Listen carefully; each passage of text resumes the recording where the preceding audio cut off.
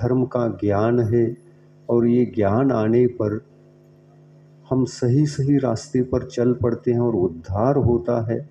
अनेकों भव्य जीव उद्धार कर रहे हैं, हम भी शामिल होकर के हमारा भी उद्धार अपन कर लें।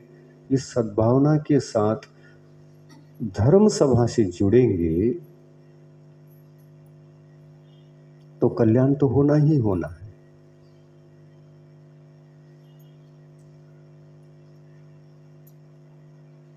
कल्याण करना है ना, तो विवेकपूर्ण आचरण भी होना चाहिए। चार ज्ञान जो है, चार होकर के भी क्या फायदा।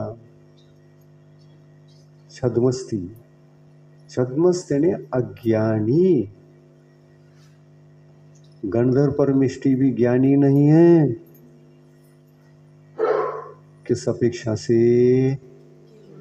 केवल ज्ञान की अपेक्षा से। वो भी इसलिए छद्मस्त। और छद्मस्ता का कारण क्या है? ज्ञानावरणी कर्म का उदय गंधर्व परमिष्टि को भी है, इसलिए वो छद्मस्त हैं। और केवली भगवान को ज्ञानावरणी कर्म का क्षय होने से उनको क्षायिक ज्ञान प्रकट है, इसलिए उस ज्ञान में सब कुछ झलकता है। क्योंकि विघ्नदायक कोई कर्म ही नहीं है, पटल ही नहीं है। आकाश में बादल हो और सूरज की किरणें धरती तक पहुंचे, ये कैसा संभव? नहीं है ना। बाधक बनेंगी क्या? नहीं। तो सूरज की किरणें पूरी धरती पर सीधा पहुंच जाए, इसके लिए आकाश में थोड़े से भी बादल होना नहीं चाहिए, तब संभव है। ऐसा ही ज्ञानावरणी कर्म का जो बादल होता है, वो बादल केवल ज्ञान होने से पहले तक होता ही होता है। बादल किसी का कम रहता है, किसी का ज्यादा रहता है, ये बात अलग है। बादल होता ही है। और जब तक बादल हैं तब तक हमारा ज्ञान क्षायोपशमिक ज्ञान ही कहलाता है। देवलोग देखो इसलिए आकाश में ही समूह शरण की रचना करते हैं। क्यों? यहाँ ट्रैफिक ज्यादा है। देखो विवेक की परम सीमा तो देखो उनकी। इंद्र कहता है कुबेर से, कहाँ व्यवस्था कर रहे हो, धरती पर है वो आकाश में? तो कहते हैं हम धरती पर कर रहे हैं। अरे तुम धरती पर कर रहे हो, दिमाग खराब हो गया है क्या? यहाँ तो ट्रैफिक रहेगा। समूह शरण की रचना आकाश में होना चाहिए, 500 धनुष आकाश में। फिर ये धरती पर जो ट्रैफिक है, इसका एक शब्द भी वहां तक नहीं पहुंच पाएगा। और भव्य जीव जो बैठते हैं वो कैसे बैठते हैं? देखो समूह शरण में देखा है 12 सभाओं की रचना कैसे होती है। कोई एक भी वहां जा नहीं सकता आगे। देखो ऐसे त्रिकोण में ऐसी भी सभा होती है। आगे आगे आगे कम होता है, पीछे पीछे पीछे ज्यादा होता है। क्यों होता है ऐसा? आगे पहुंचे हुए आगे बैठते जाते हैं, बैठते जाते हैं, भरता जाता है, भरता जाता है। पीछे से आने वाले पीछे बैठते हैं। दरवाजा उधर होता है। जरा भी विघ्न नहीं आता। ऐसी रचना, ऐसी सभा।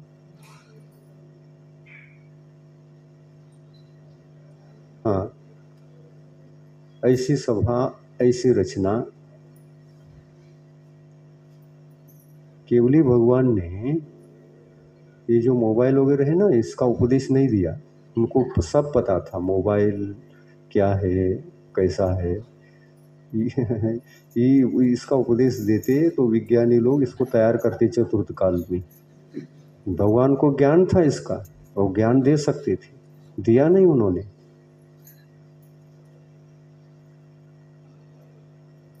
क्यों नहीं दिया? ये सब समूह शरण में ले आएंगे तो क्या हो जाएगा? कोई भी ना सुनने देंगे ना सुनाने देंगे। हमारी वाणी को सुनने के लिए आने वाले हो तो इसका उपदेश क्यों दे हम, जो विघ्न करा सकता है। संसार के सारे विकल्पों को भूल करके ही समूह शरण सभा में प्रवेश करना चाहिए।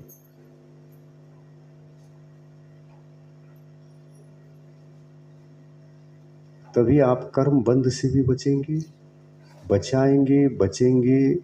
और भगवान जो बता रहे हैं उसमें निमग्नता आएगी, और मग्नता के साथ जो सुना हुआ होता है वो आत्मा के लिए कल्याणकारी सिद्ध होता है।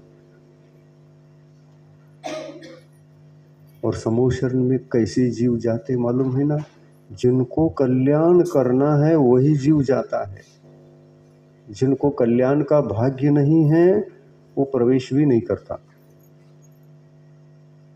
पुण्य नहीं, उसका भाग्य नहीं है,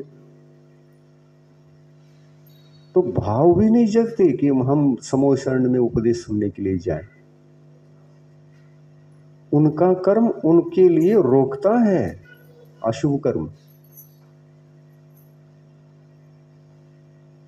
और शुभ कर्म जिसका जोरदार होता है ना, उसको समूह शरण का आकर्षण बढ़ जाता है, और वो आत्म कल्याण हेतु मैं जाऊं, सुनूं, कुछ तो करूं, अपने जीवन का कल्याण करना है।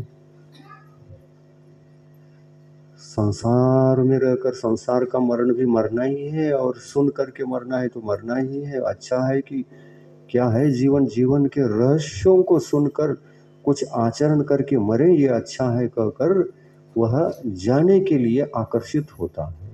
लेकिन पुण्य चाहिए इसके लिए भी, पुण्य हो तो ही वह आकर्षित होकर समूह शरण में जाता है। इंद्र किसको कहते हैं? जो विवेकवान होता है, हर व्यवस्था में सब तरफ ख्याल रखता है, मार्गदर्शन देता है और आदेश देता है ऐसा करो। 500 धनुष ऊपर आकाश में, और उसके लिए 20,000 सीढ़ी, और वो भी सोने की। सोने की क्यों है? क्योंकि संसारी प्राणी को कुछ सोने का दिखाएंगे ना तो सोता ही नहीं, इसलिए सोने की सीढ़ियां।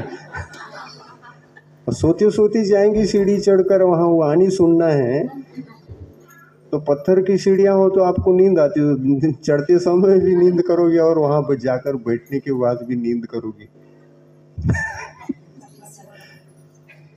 इसलिए वहां सोने की सीढ़ियां हैं, क्योंकि सीढ़ी को तो कम से कम देखने आएगा, और देखने आएगा तो आकर्षित रहेगा, आकर्षित रहेगा तो जागृत आत्मा रहेगा, जागृत आत्मा रहेगा तो सोने की सीढ़ियां, सोने की सीढ़ियां क्यों, क्या आवश्यक है, पत्थर की क्यों नहीं?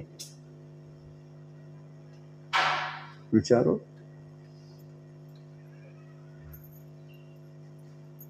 इतनी महंगी धातु और उससे संपूर्ण समूह शरण की रचना, 20-20 हजार सीढ़ियां, एक दिशा में 20,000, दूसरी दिशा में 20,000, चारों दिशा में 4 दरवाजे, चारों तरफ सीढ़ियां, 20-20 हजार का मतलब कितने हजार हो गए देख लो।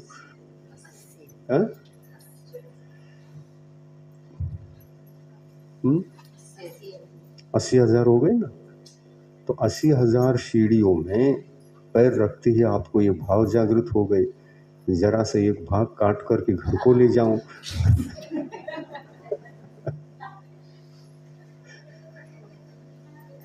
आ सकते हैं। चोर के बहुत चोरी के रहते हैं, वहाँ पर सीढ़ी के ऊपर पाँव रखा तो बहुत अच्छा लगने लगा, चमकदार सोना, एक नंबर का सोना।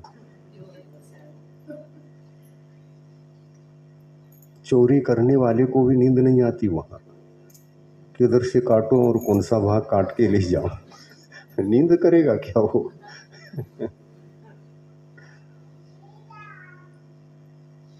ऐसे भाव आ सकते, लेकिन ऐसे भाव आने के बाद यदि वो किसी भाग को काट करके ले जाने का प्रयास भी करेगा तो कट ही नहीं सकेगा। एक बार यदि कट भी जाए, ले जाने लग जाए, वो तो देव लोगों का, देव लोगों का उस सोने को लेते ही बैग में डालते ही मिट्टी बना देते हैं। देवकृत है, देव कहते हैं ऐसा काम करते हो समोचरण में आकर के, तो क्या करेंगे, मिट्टी बना देंगे। वहां चोर नहीं चलते, पापी नहीं चलते, वहां पर पुण्यात्माओं के लिए मात्र प्रवेश, अन्याय नहीं चलता, न्यायवानों के लिए मात्र प्रवेश।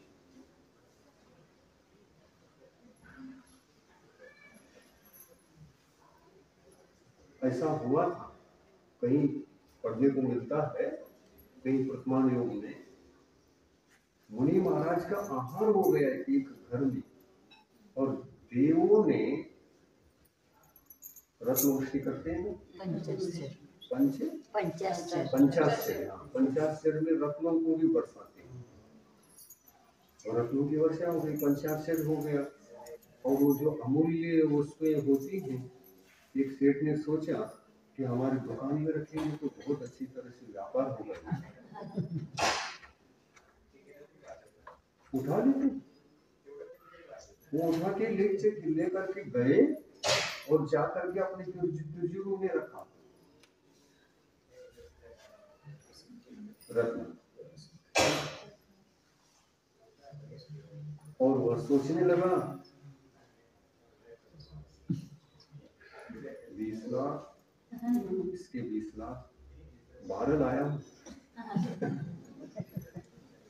इसके 20 लाख आएंगे, मेरा घर बहुत अच्छी तरह से चलेगा, संसार बहुत अच्छी तरह से चलेगा। ले जाते हैं तो उनका उपयोग भी हो सकता है, ले जाते हैं तो उनका दुरुपयोग भी हो सकता है, ले जाते हैं तो काम में भी आ सकते हैं और नाकाम भी हो सकते हैं। पुण्य हो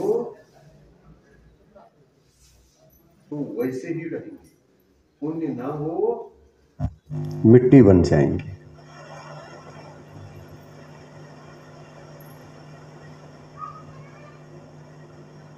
कथा आगे बढ़ती है, कथा आगे ऐसी है, सेठ जी ले जाकर के रखे, सेठ जी ने अपने घर में ले जाकर इतना रखने के बाद भी वो व्यापार के भाव कर रहे थे। पता नहीं वो व्यापार के भाव कर रहे हैं तो उन रत्नों का क्या होगा क्या नहीं होगा, परंतु उससे पहले ही कई दिन तक रखे वो अपने घर में उन रत्नों को, पहले ही उनके ऐसे विचार कर रहे थे, इसका व्यापार करूंगा, वो करूंगा, ये करूंगा, महंगे भी बिकेंगे, मेरा संसार चलेगा, पर वो संसार चला नहीं पाए, रखे रहे, चला ही नहीं पाए। क्यों? उनकी चोरी हो गई, चोरी हो गई। कौन कौन? चोर घुस करके उनको सब ले गया। तुझे ने खोल करके देखा, वहां पर कुछ नहीं है। जब पुण्य का उदय होता है ना, रत्न जहां हाथ लगते हैं, ला करके रखने के बाद भी रत्न के रूप में वहीं रहते, वो तो गिफ्ट में मिल गए। महाराज के आहार हो गए और उठा करके ले जाने का प्रयास किया, हाथ में भी आ गए, तिजोरी में रखने के बाद भी तिजोरी में बचे रहे। रोज खोल करके देखे तो रत्न रत्न दिखते थे, लेकिन एकाएक ही उस बीच में एक चोर को चोरी के भाव आ गई, इनके घर में रत्न हैं, अगर चुरा करके लाऊंगा तो मेरे लिए वो काम में आ जाएंगे, मेरा जीवन भी बनेगा उससे, मेरा परिवार पलेगा और मैं आयुष आराम से रहूँगा। खाओ पियो मस्त रहो ना, ऐसी चोरी करके। कहाँ पुण्य कहाँ पाप, ये सब का कौन ने देखा है। पापी के भाव तो ऐसे ही होते हैं ना, कहाँ पुण्य कहाँ पाप है, कौन देखता है। पापी के भाव ऐसे ही होते हैं ना। ऐसा ही चोर था, घुसा, तिजोरी खोला, रत्न थे, उनको उठाया और धीरे से निकल गया। दूसरे दिन साहूकार तिजोरी खोल करके देखता है, आज तो रत्न ही नहीं, गायब हो गए।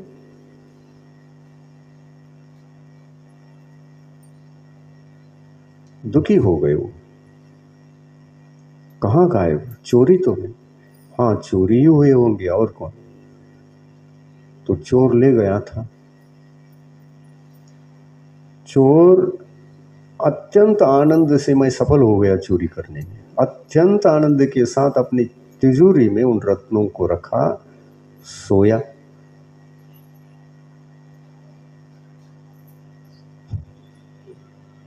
सुबह उठ करके देखा रत्न ही नहीं है।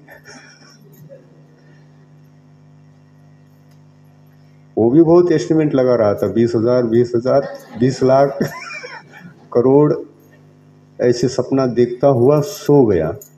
और सुबह तक खोल के देखते हैं तो वहां पर रत्न नहीं थे।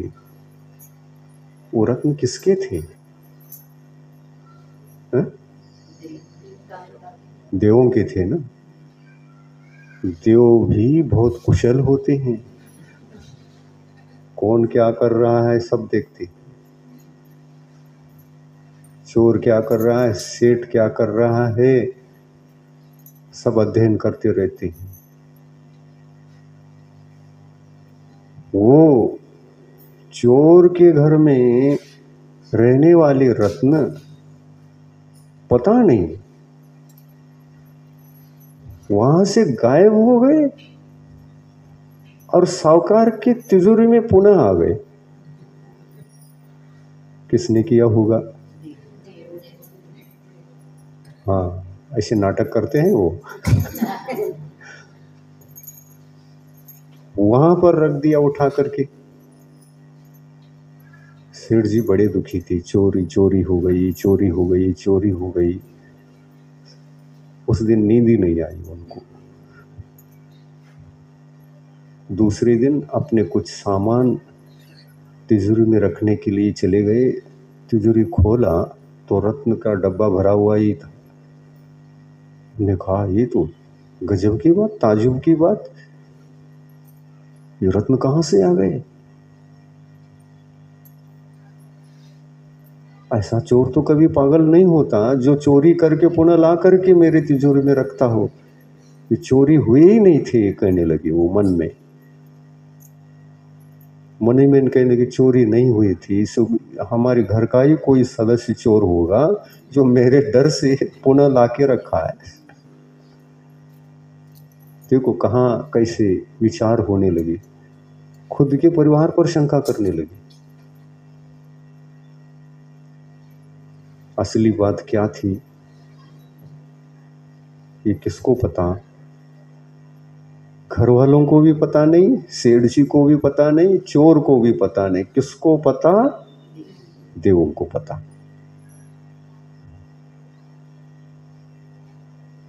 खोल करके देखता है रत्न का डब्बा भरा हुआ है, लेकिन इस संबंध में भी वह विचार करने लगा, हमारे घर का ही कोई चोर है जो चुराता भी है और रखता भी है। शायद उनके पास भी एक चाबी होगी, तभी ऐसा होता है। तो पता लगाओ चाबी। यदि सेठ अपने परिवार के बीच में रहने वाले सदस्यों के पास खोजबीन करते करते चाबी ढूंढने लग जाएगा तो चाबी क्या मिलने वाली है? नहीं मिलेगी ना। और फिर सेठ अगर घर के सदस्यों से चाबी ढूंढ रहा है और उनके ऊपर दोषारोपण भी कर रहा है तो उनको बुरा लगेगा क्या नहीं लगेगा? कोई अपराधी नहीं है और शंका की दृष्टि से खुद के परिवार को ही शंका की दृष्टि से देख रहा है सेठ जी, तो उनको बुरा लगेगा अच्छा लगेगा? बुरा लगेगा ना। विश्वास उठ जाएगा। एक ही घर में सभी सदस्य और आप गड़बड़ है, हम गड़बड़ है, झगड़े होंगे। विश्वास उठ जाएगा तो झगड़े भी हो सकते हैं। ऐसा हुआ, घर में झगड़े भी हो गए। लेकिन सेठ जी का जो सोच था वो अपने हिसाब से था। वो देवों के द्वारा ऐसा हुआ है, कहाँ मालूम था उनको। सेठ अपने घर में एक मुनि महाराज का आहार कराता है। वो मुनि महाराज अवधि ज्ञानी थे। उनका आहार हो गया। आहार के पश्चात 5 मिनट बिठा दिया। महाराज कुछ शंकाएं हैं, पूछ सकते हैं हम? आप बैठे तो हम पूछेंगे।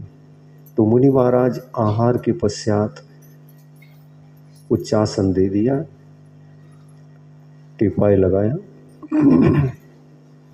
टीपाई पर बैठ गए। बड़े विनय और आदर के साथ प्रश्न पूछा, भगवान हमारे घर में ऐसा ऐसा हुआ है कि हमारे बीच में झगड़े चल रहे हैं। तो मुनि महाराज ने कहा क्या कारण है झगड़े के लिए? तो उन्होंने कहा कि हमने जरा सा इन लोगों के ऊपर शंका की तो इनको अच्छा नहीं लगा। हमारे ऊपर शंका करते हैं, हम तो निर्दोष हैं, हमारे ऊपर शंका करते, ऐसे झगड़े। और ऐसा होकर के हमारे घर में एक दूसरे के ऊपर से विश्वास उठ गया है और उसी कारण से झगड़े चलते रहते हैं। भगवान ये क्या है, रहस्य समझ में नहीं आ रहा है। मुझे जो शंका होती है परिवार के ऊपर होती है, और परिवार वाले तो हम निर्दोष हैं कह रहे हैं, और रत्न तो गायब हो गए थे, और रत्न आए भी। ये सब कुछ कैसा हुआ, क्या हुआ, मैं तो नहीं जान सकता भगवान। आप दिव्य ज्ञानी हैं, आपके पास कोई साक्षात इस घटना को जानने और समझने की योग्यता रखते हैं कि सत्यता क्या है। क्या घर में ही कोई चोर है या बाहर का चोर है या कोई और रहस्य है? भगवान आप बताएंगे? तो उन्होंने कहा आपका प्रश्न ठीक है, लेकिन ज्ञान के अभाव में ऐसा परिवार दुखी होना भी स्वाभाविक है। मेरा जैसा ज्ञान यदि तुम्हारे घर में एक को भी होता तो ये झगड़े न होते। कौन सा ज्ञान होना चाहिए था? अवधि ज्ञान। गृहस्थों को हो सकता है कि नहीं हो सकता? यदि एक को भी होता तो पूरा बता देता वो कैसा क्या हुआ है।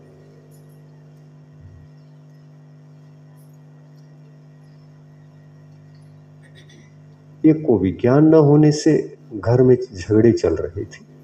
मुनि महाराज ने स्पष्ट रूप से कहा ये रत्न आप लोगों के नहीं। सेठ जी ने वहां से लाई थी। कहां पर? आर के नगर में पड़ गया था। वो पुण्यात्मा था और उनके घर के ऊपर रत्नों की वृष्टि हो गई और सेठ जी ने रास्ते चलते चलते उन रत्नों को देखा, उन्होंने उठा लिया, घर में लाकर तिजोरी में रखा और वो कुछ दिन तक रहे। वो भी पुण्य का उदय, लेकिन वो पुण्य नहीं है तो घर वालों के हाथ में भी नहीं लग सकती। घर वालों का इतना ही पुण्य है कि उनको दानांतराय कर्म का क्षयोपशम होने से दान के भाव जगे, पुण्य के भाव जगे, शुभ भाव जगे। मुनि महाराज को आहार करा दिया। मुनि महाराज के आहार करने से वहाँ पंचाश्चर्य वृष्टि हो गई। पंचाश्चर्य वृष्टि हो तो गई। पुण्य का उदय था, हो गया, ये सब हुआ। पर पंचाश्चर्य जो हो रहा है, क्या घर वालों को पता नहीं था? पता था। तो घर वाला क्या ये सोचेगा कि पंचाश्चर्य हो रहा है, एक जन बाहर जाओ और इकट्ठा करके अपने घर में रखो?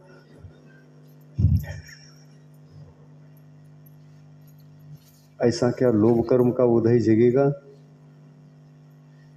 नहीं। दाता को जब देता रहता है तब संग्रह वृत्ति के परिणाम नहीं रहते, तो भाव ही नहीं जग सकती।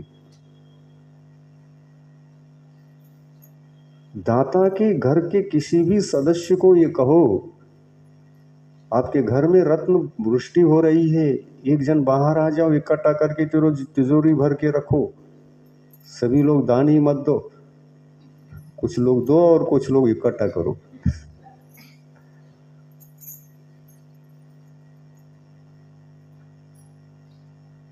ऐसा भी हो सकता है। जिनको इकट्ठा ही करना है, इकट्ठा करने के लिए चला जाएगा, इकट्ठे भी हो जाएंगे, तिजोरी में ला करके रखेगा भी। लेकिन क्या हम इस उद्देश्य से दान दें?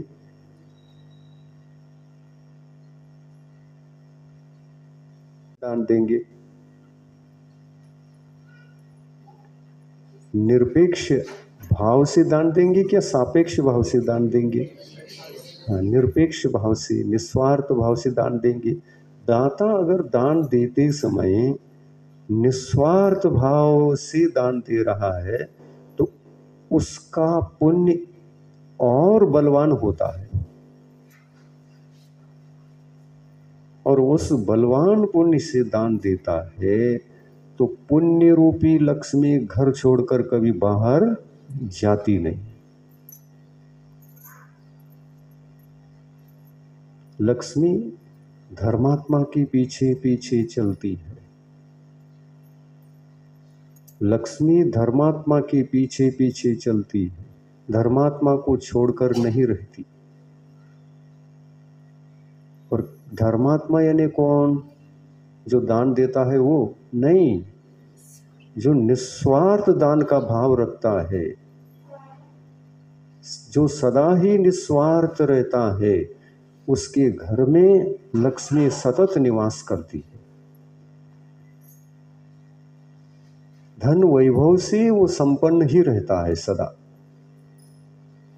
नहीं भी रहे तो ये जो निरपेक्ष वृत्ति है और इससे जो पुण्य कर्म का बंध हो रहा है, ये पुण्य तो भविष्य में इनको लक्ष्मीमान बना देगा। इस घर को छोड़कर लक्ष्मी कभी बाहर जाने को इच्छा तक नहीं करेगी।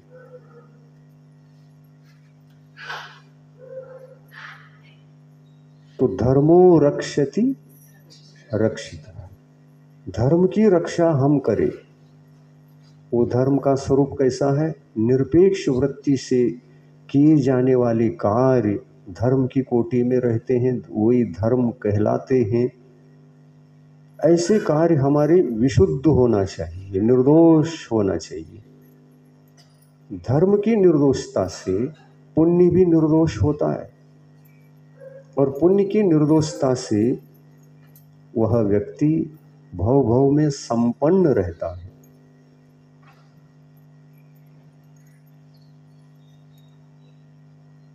लेकिन विशेषता ये होती है उस व्यक्ति की, वो सदा ही धन, वैभव, भोग इत्यादि से आसक्त नहीं रहता, अनासक्त होकर अपना जीवन जीता रहता है। एक धर्मात्मा का बाह्याचरण कैसे होता है, अंतरंग आचरण कैसे होता है, एक सम्यक दृष्टि का अंतरंग बहिरंग आचरण कैसा होता है, तो ऐसा होता है। वो आसक्त होकर सांसारिक जीवन नहीं जीता, धन, लक्ष्मी इत्यादि में अनासक्त होकर जीवन चलाता रहता है। वो चिंतन करता है, क्या जड़ संपत्ति में क्या मोह करना, क्या आसक्त होना, यही तो पाप है। आसक्ति पाप बंध का कारण है। मैं आसक्ति का जीवन क्यों जीऊं? संसार का जीवन जीना पड़ रहा है, जीना आवश्यक ही है तो जी लूंगा, लेकिन आसक्त होकर भी जी सकता हूं तो अनासक्त होकर के भी तो जी सकता हूं। दो रास्ते हैं, आसक्त होकर जीना और अनासक्त होकर जीना। कहानी पूर्ण हो रही है। अनासक्त होकर जीना और आसक्त हो, कौन सा अच्छा है? हाँ, ये समझना है अपने को। धन संपत्ति भोग वैभव मिलने पर उसमें डूबना नहीं, तैरना। अनासक्ति का जीवन, आसक्त होकर कोई काम नहीं करना, अनासक्त होकर रहना। तो संपत्ति, धन संपत्ति, पुण्य, पुण्य का फल, ये धन संपत्ति वैभव आदि निरंतर वो वृद्धि होती रहती है उसकी। ये धर्म करने की कला है, धर्म करने की तरीका है, धर्म करने का सम्यक ज्ञान का यह रास्ता है। ये समीचीन ज्ञान जिसके पास आता है उसके जीवन में दरिद्रता तो होती ही नहीं है। रास्ता आपको पता चल गया। ये तीर्थंकरों की वाणी है, जैसी वाणी थी वैसा ही आपके सामने हमने रखा है। विवेकपूर्ण जीवन जीवोगे, धर्म के क्षेत्र में अनासक्ति का जीवन जीवोगे, सब कुछ मिलने पर भी उसमें डूबने का नहीं, तैरने का। नहीं भी मिला है तो मिले मिले मिले मिले मिले, ये सपना नहीं। मिल जाए ठीक, नहीं भी मिलता है तो ठीक। एक बार खाने को मिल रहा है ना, काफ़ी है मेरे लिए। मैं धर्मात्मा रहूं, धर्म मेरे पास रहे, मैं अनासक्ति का जीवन जीऊं, इतना बस मेरा रहे, तो मेरे लिए इससे बढ़कर के संपत्ति कुछ भी नहीं है।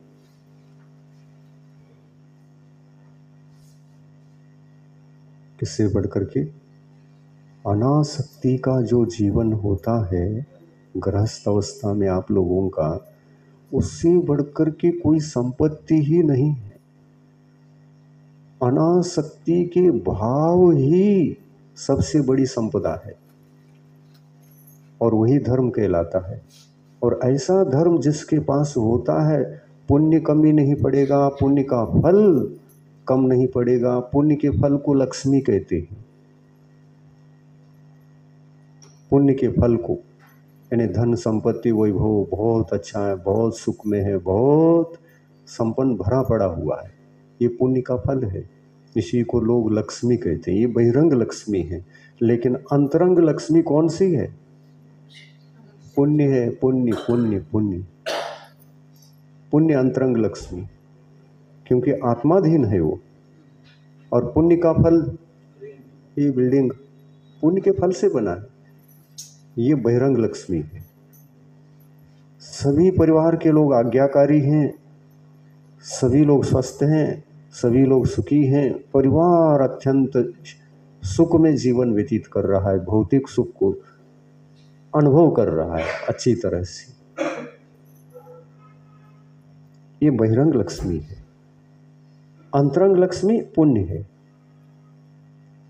और उस अंतरंग लक्ष्मी पुण्य को, बहिरंग लक्ष्मी इस वैभव को उत्पन्न करने वाला अगर कोई है तो अनासक्त जो जीवन है, अनासक्ति की जो आत्मा के परिणाम है, भाव है, वो फैक्ट्री है।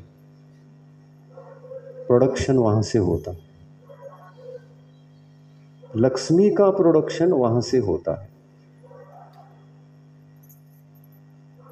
तो आपके पास फैक्ट्री हो तो माल भरपूर रहेगा। फैक्ट्री ही नहीं है तो माल कहां से आएगा?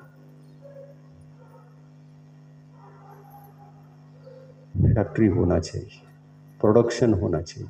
पुण्य का प्रोडक्शन कैसे होता है, रास्ता पता चल गया है? कैसा रहना? हाँ, सब कुछ मिलने पर भी अनासक्ति का जीवन, नहीं मिलने पर भी दुखी शोकी शोकित हो करके संक्लेश परिणामों से जीवन नहीं जीना, उसमें भी समता भाव। धर्म को नहीं छोड़ना।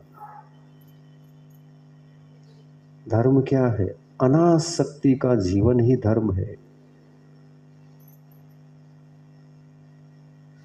अभाव में रोना नहीं, सद्भाव में डूबना नहीं। आया समझ में? बस इतना सा सूत्र है, इतना सा ज्ञान है।